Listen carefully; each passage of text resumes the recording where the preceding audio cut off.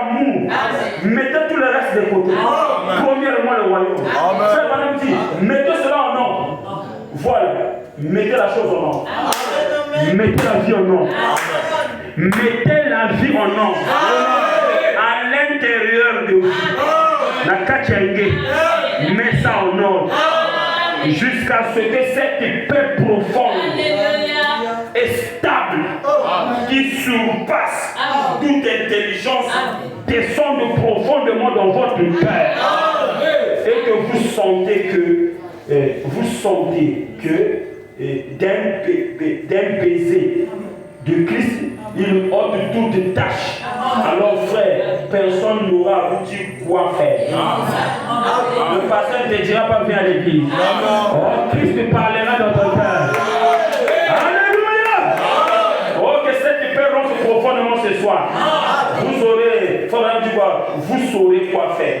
Oui, j'aime. Voilà, il dit quoi? Jamais une fois vous le touchez. Aucun homme ne peut jamais venir dans sa présence, lui parler et repartir en étant la même personne. Vous êtes toujours changé quand vous lui parlez. Une impression frappe votre âme.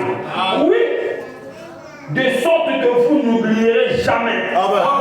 Combien je me souviens du premier entretien que j'ai eu avec lui. J'avais 22 ans. J'avais honte de lui parler. Je lui ai écrit une lettre. J'avais l'intention de le fixer avec une fileuse sur un arbre dans les bois pour qu'il puisse la lire. J'avais tellement honte de ma vie. Oui, quand un homme arrive à avoir honte de sa vie, l'homme là va rencontrer le Seigneur. À un moment donné, il faut avoir honte de ta vie. Ne fais pas le bonheur que tu fais. La maladie peut te descendre les épaules. Il faut avoir honte de ta vie. Il faut dire, Seigneur, j'ai honte de ma vie. De la manière que je te sers. Je viens à l'église en retard. Pendant que je pars au travail, attends. J'ai honte de moi. Je ne suis même pas digne que tu m'appelles chrétienne.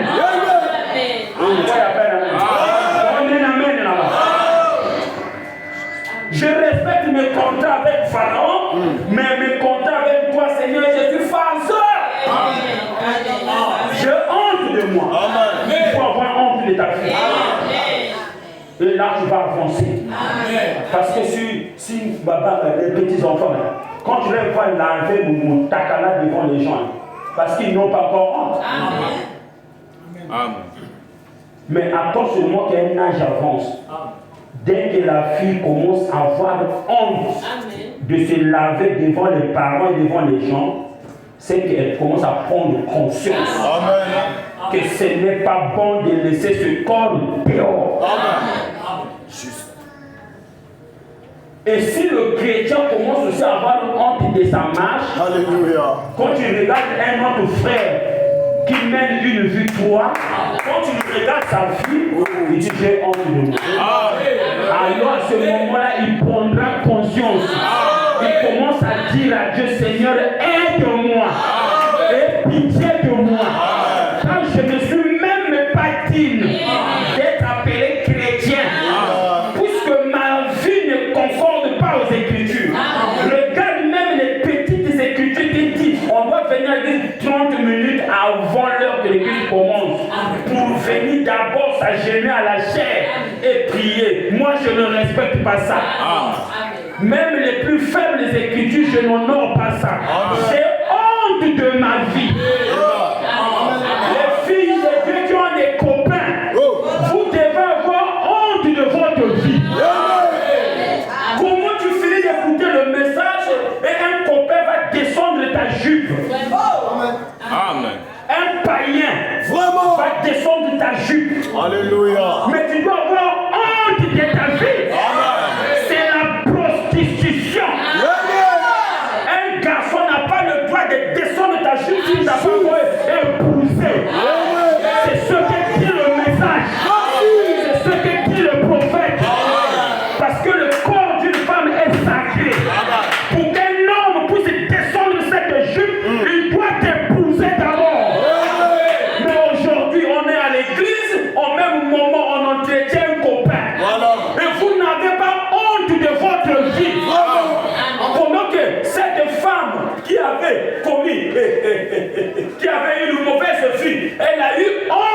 vie. Elle est venue s'agenouiller au pied de Jésus. Elle a commencé à pleurer pour sa vie. Elle a versé des larmes. Elle a essuyé les pieds de Jésus. Elle a parfumé les pieds. Elle a utilisé ses cheveux pour essuyer les pieds de Jésus. Jésus a dit, lève-toi. Tes péchés te sont pardonnés. Et tant que tu n'as pas honte de ta vie, tu ne feras pas de progrès spirituellement. Parce que tu vas penser que ce que tu fais est normal. Pendant que ce n'est pas normal.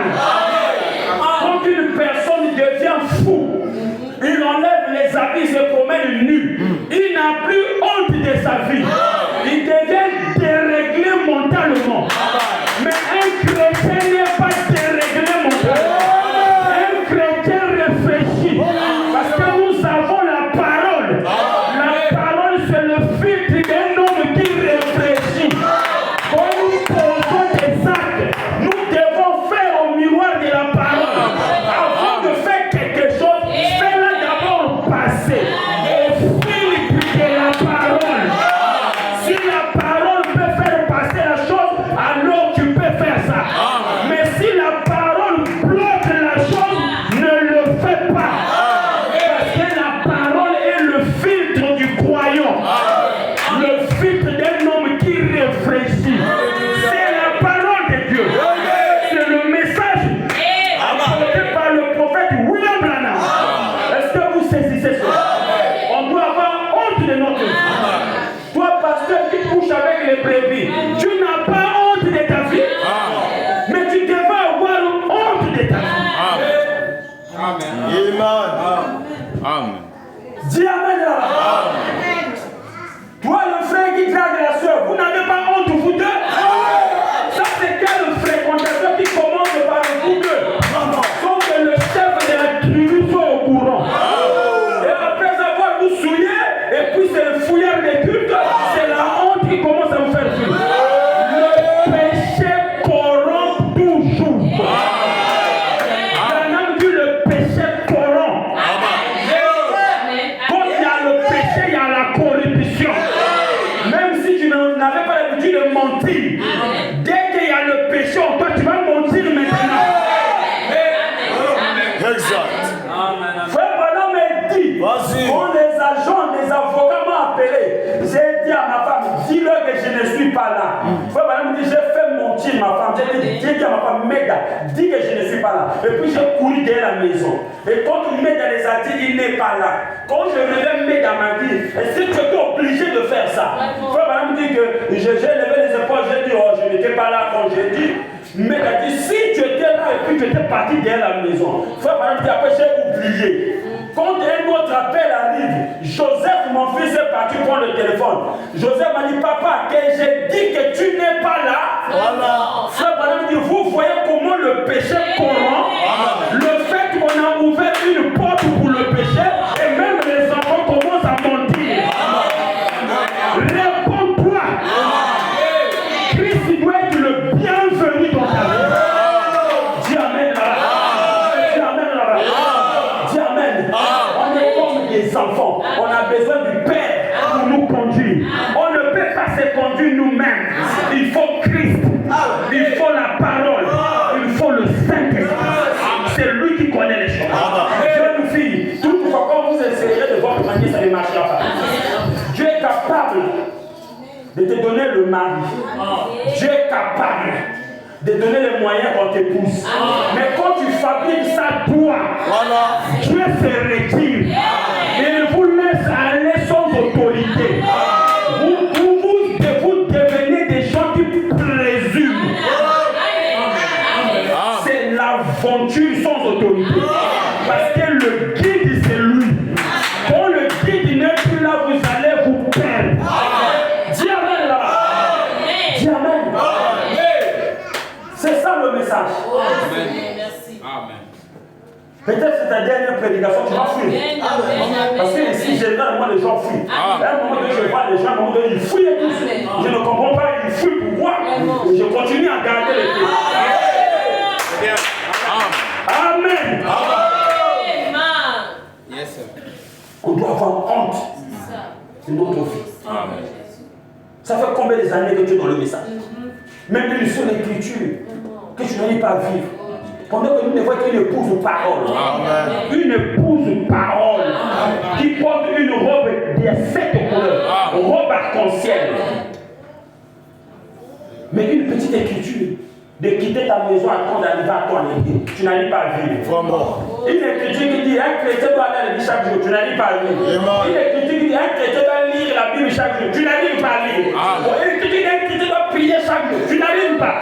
Mais tu vas arriver quel genre d'écriture là? Amen. Alors de corruption en corruption, aujourd'hui, nous devenons. Oh bien aimé, nous avons besoin de Jésus. Amen. Oh, ne faisons pas du bluff, tu as besoin de Jésus.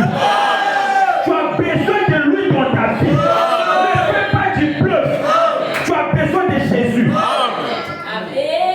À l'intérieur là c'est vide, tu as besoin de lui. Est-ce que tu comprends ma soeur? On ne peut pas aller sans lui. Saül avait compris. Quoi qu'il faisait son buzz, il pensait que c'est un Dieu qu'on joue. Quand Dieu s'est retiré, il est resté seul. Il avait l'armée. Il avait les armes. Mais Goliath lui faisait peur.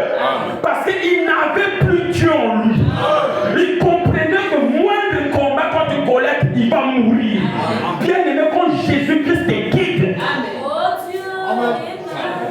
même un simple estomac te fera coucher. L'estomac que les autres depuis là, chez toi ça te fera coucher.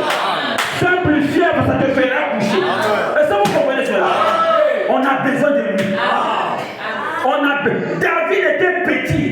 Il a dit, c'est pas moi qui vais combattre. Le Seigneur combattra Goliath à ma place. On a besoin de lui. Laissez Christ être le bienvenu. Laissez Christ être le bienvenu. Laissez Christ le bienvenu. Les autres choses, là, mettez ça en arrière-plan. Priorité Christ. Priorité la parole. Soyez des chrétiens vivants et non des chrétiens morts. Je m'arrête, que Dieu vous bénisse.